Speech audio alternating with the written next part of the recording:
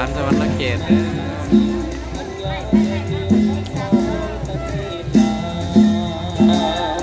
เสียงแคนโฮมตั้งทุกเส้นเขาพอสาว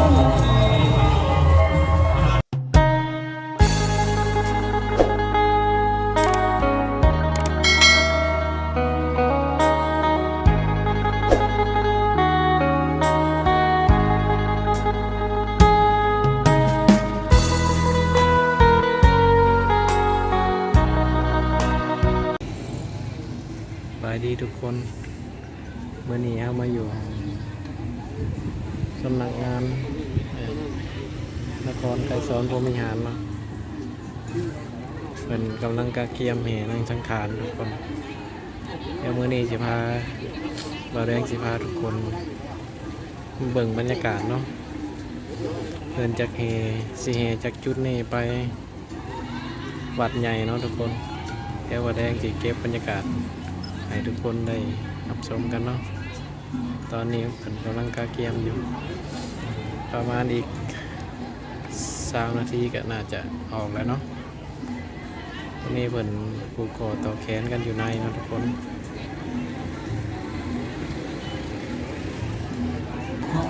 นี่คือบรรยากาศภายในงานเด้อคึกคืนเลยทุกคน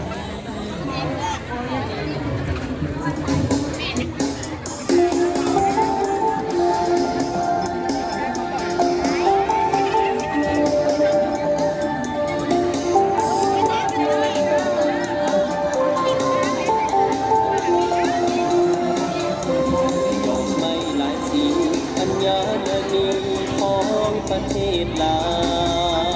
วเสียงแคนโฮมตั้งทุกเส้นเขาพอสามัคคีนี่คือแดนลาววงสลาวมีความสุขีของประเพณีวัฒนธรรมศรีวิไลประเทศลาวนา กำลังจะเริ่มแล้วกำลังจะเริ่มแห่แล้วทุกคน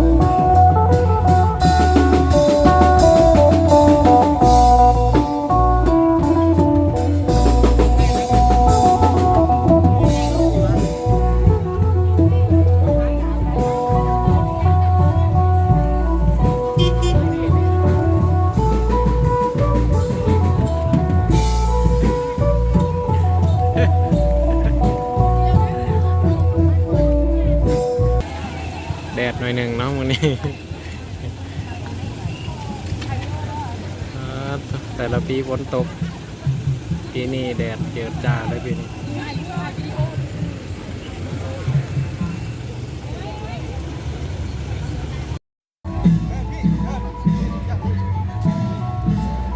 ขนมมันนี่ก็แป๊บหนึ่งพอหอมน้ำเนยยืมก่อนก็ได้อะยืมก่อนยังบ่ได้อยู่บ่จองเนี่ยมันเดียวเลยชื่อกันอยู่มากับบริการทุกคนให้สาวที่ป้ายกลางใจพอนเกินทุกคนว่าเป็นยังไงเบาแดงแดดกระยามันเนาะ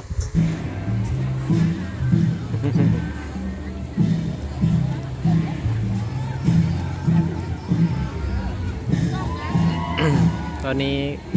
ขบวนกำลังจะเริ่มเนาะทุกคน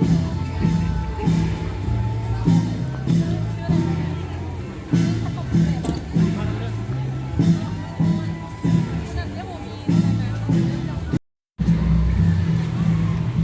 อนนี้ขบวนเริ่มแล้วเนาะ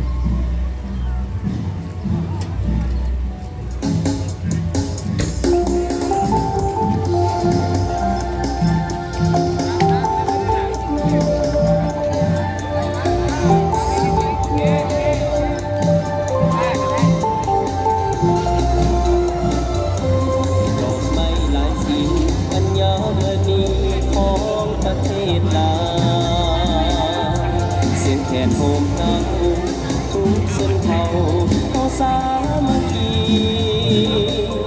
นี่คือแดนลาวมวลชนลาวมีความสุขี นางสังขารมาแล้วทุกคน เดี๋ยวไปเบิ่งหน้านางสังขารเนาะปีนี้ว่าจะสวยสักไหนทุกคน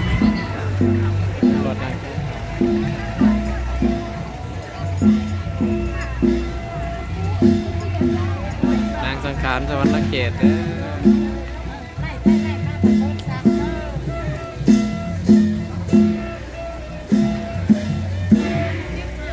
เป็นแนวใดทุกคนงามบ่ปีนี้ นางสังขารสวรรค์เขตเนาะ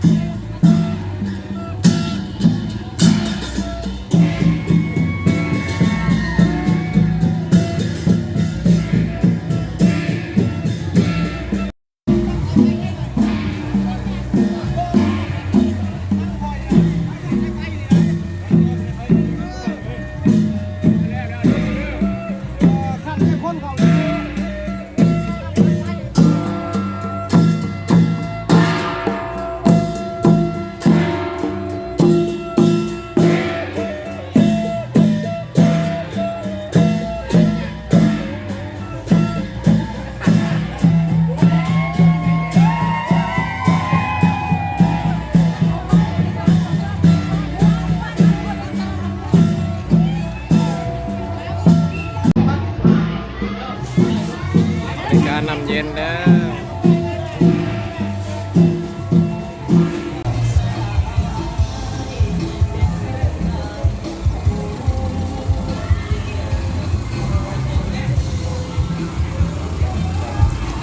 ขบวนพระสงฆ์เนาะที่วัดใหญ่เนาะ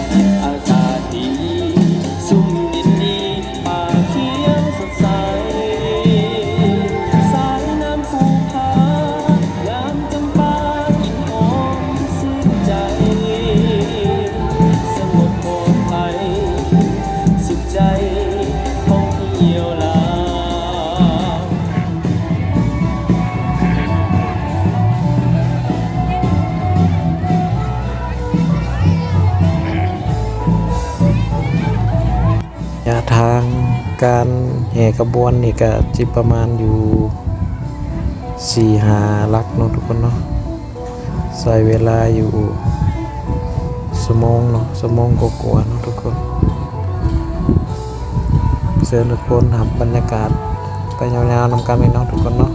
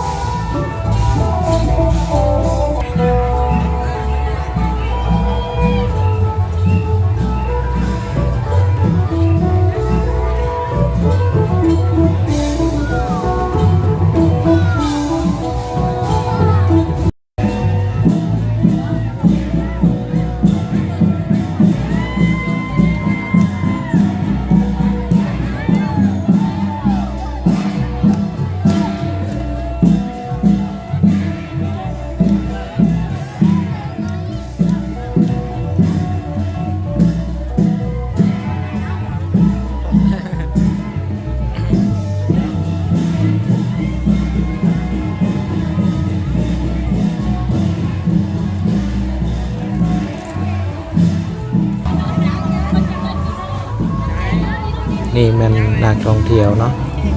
เพิ่นก็มาเล่นน้ำด้วยกันทุกคน Welcome to Laos Hello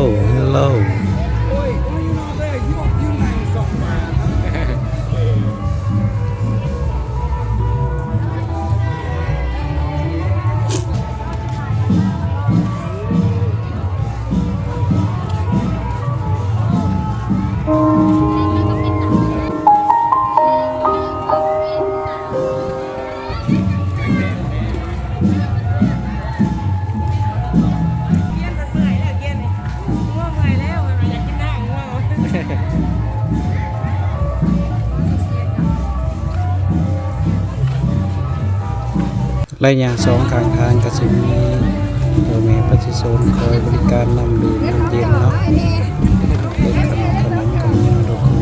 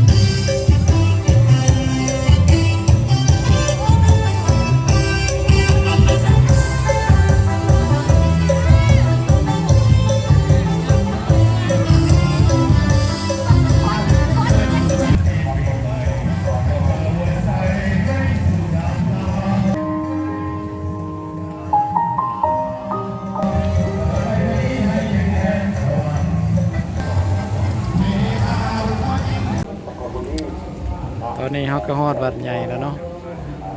นางสังขารก็สิเริ่มเข้าวัดนี่แล้วก็จบพิธีนะทุกคน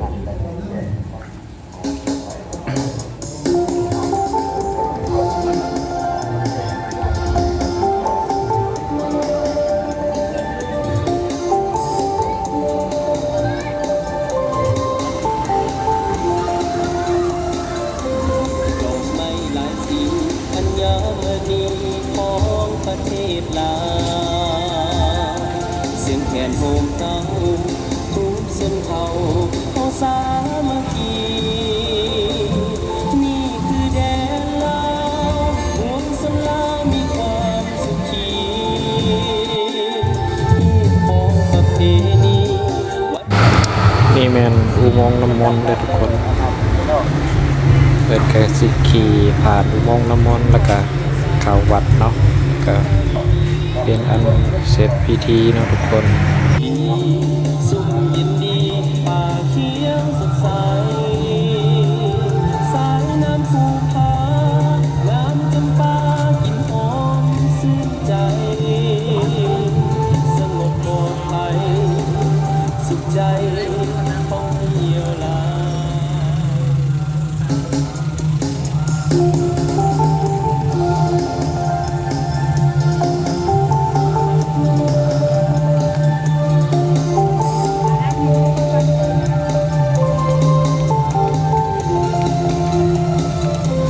ดอกไม้หลายสี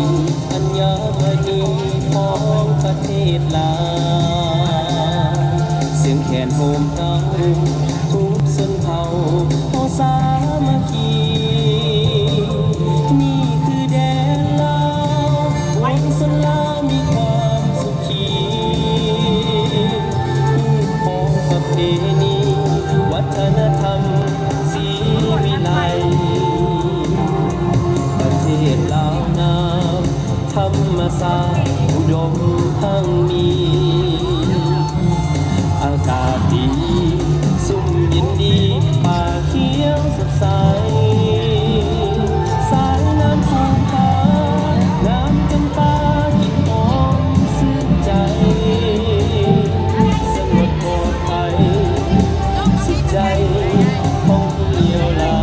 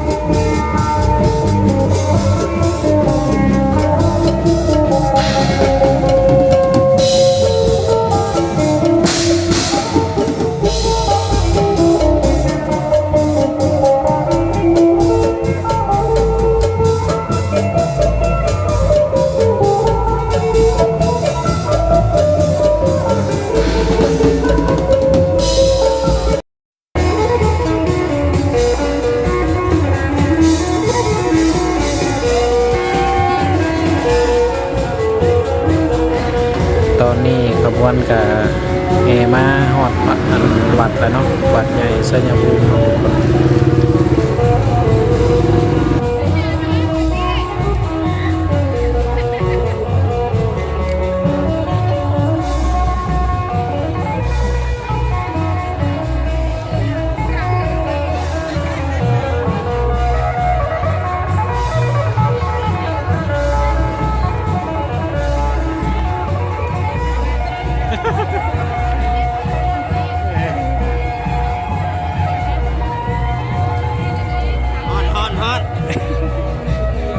ยังบ่เปียกอยู่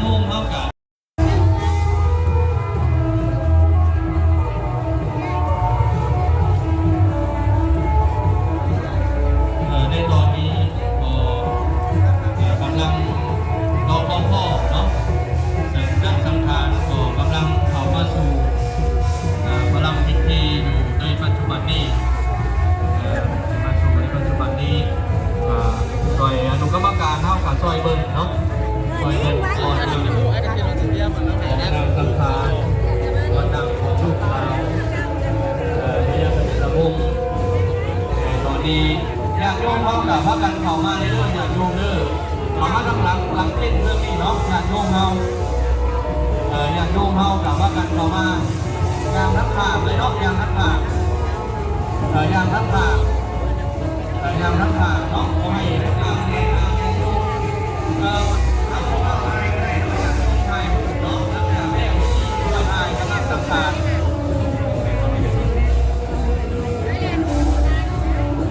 เนาะอยากโยมเฮาเนาะอยากโยมมาบวกเกือบหาโมแม่เนาะเอาอยากโยมเฮาเนาะเจริญพรเนาะเจริญพรอยากโยม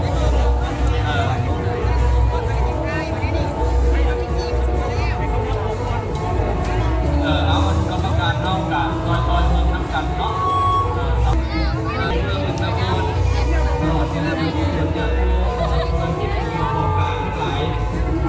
อาไปทั้งหลังเนาะเจ้าหน้าที่เขาเด้อเจ้าหน้าที่ทางปปสป้องกันความสงบเนาะซอยเบิ่งความเป็นระเบียบ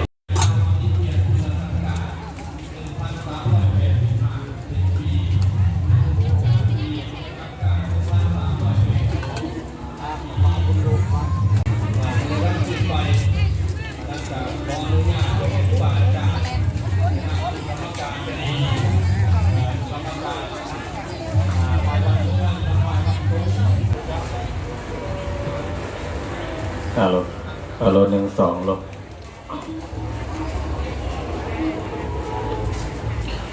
กาสำหรับพิธีดังกล่าวนี้ตอนนี้ได้เวลาจะได้ริเริ่มเข้าสู่พิธีอยู่ที่วัดใหญ่ชัยภูมิแล้วตอนนี้เราท่าความพร้อมขององค์เอกครูบาอาจารย์คณะกรรมการอีกอย่างน้อยจะได้เข้าสู่พิธีอย่างเป็นทางการในสถานที่แห่งนี้เนื่องในวาระโอกาสดีปีใหม่ลาวพุทธศักราช เอาทุกคนนี่เป็นกระบวนแห่นางสังขารเนาะประจำปี 2024 อยู่ที่สวรรณเขตสปป.ลาวเนาะทุกคนก็จบสิ้นไปโดยดีเนาะทุกคนเนาะถ้ามักชอบก็อย่าลืมฝากกดไลค์กดแชร์ให้เด้อทุกคนไปพบกันคลิปหน้าเด้อคลิปนี้ขอลาไปก่อนเด้อสบายดีปีใหม่ทุกคน